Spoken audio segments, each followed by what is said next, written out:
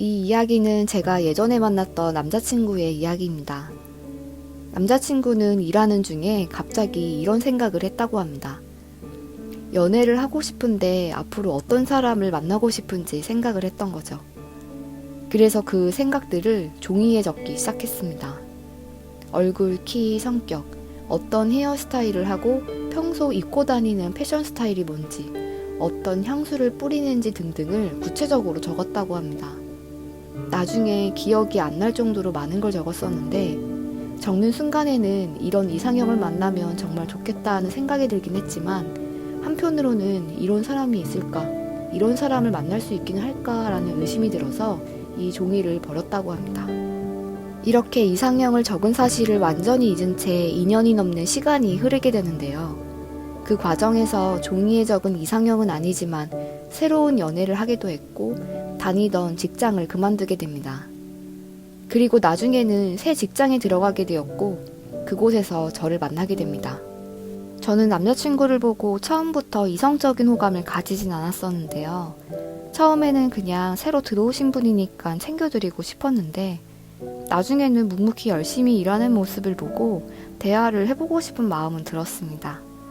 하지만 서로 하고 있는 업무가 워낙 바빠서 사적인 대화를 할 기회가 전혀 없었기 때문에 나중에 그냥 편하게 대화 한번 해보고 싶다라는 생각을 했었습니다. 남자친구가 입사한 지 2달 정도 지났을 때 신기하게도 같이 외근을 나가는 일이 생겼고 제가 바라던 대로 긴 시간 동안 많은 이야기를 하게 됐습니다. 그 후에도 서로의 업무 스케줄이 맞아서 남자친구와 같이 있는 시간이 많아지게 되었는데요. 어색했던 사이가 장난을 칠 만큼 많이 친해지게 되었습니다. 그러다 갑자기 남자친구가 이런 질문을 했습니다. 혹시 키가 몇인지, 발 사이즈는 몇인지 몇 가지를 물어보더라고요. 그래서 대답을 했는데 제 대답을 듣고 남자친구가 되게 많이 놀라는 반응을 보였습니다. 그때 제가 왜 그러냐고 물어봤는데 아니라고 말을 안 해주다가 나중에 사귀고 이 이야기를 해주었습니다.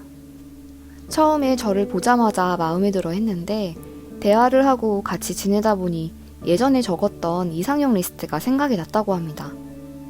그래서 내가 적었던 사람을 드디어 찾았다라는 생각에 놓치지 말아야지 했는데 이렇게 실제로 만날지 몰랐다며 신기해했습니다. 하지만 안타깝게도 결말은 헤어지게 되었고 더 신기한 건 시간이 꽤 흘렀음에도 서로 같은 곳으로 이직을 하게 되었고 우연히 마주치게 되면서 연락을 받게 되었습니다. 이렇게까지 다시 만나는 걸 보면 진짜 인연처럼 보이고 운명 같다는 생각을 하시는 분들이 많겠지만 저는 좋아하는 감정도 없고 재회를 원하지 않기 때문에 이 상황들이 운명이라고 생각하지 않습니다. 하지만 만약에 제가 상대방에 대한 미련이 남아있었다면 이런 상황들이 저에게는 엄청난 기회가 됐을 것입니다. 애쓰지 않아도 바라는 일이 이루어지고 헤어져도 이렇게 다시 볼 수 있는 기회가 생깁니다. 자연스럽게 흘러가고 다시 돌고 돌아 돌아올 수 있도록 그냥 내버려 두신다면 바라던 일이 반드시 생길 것입니다.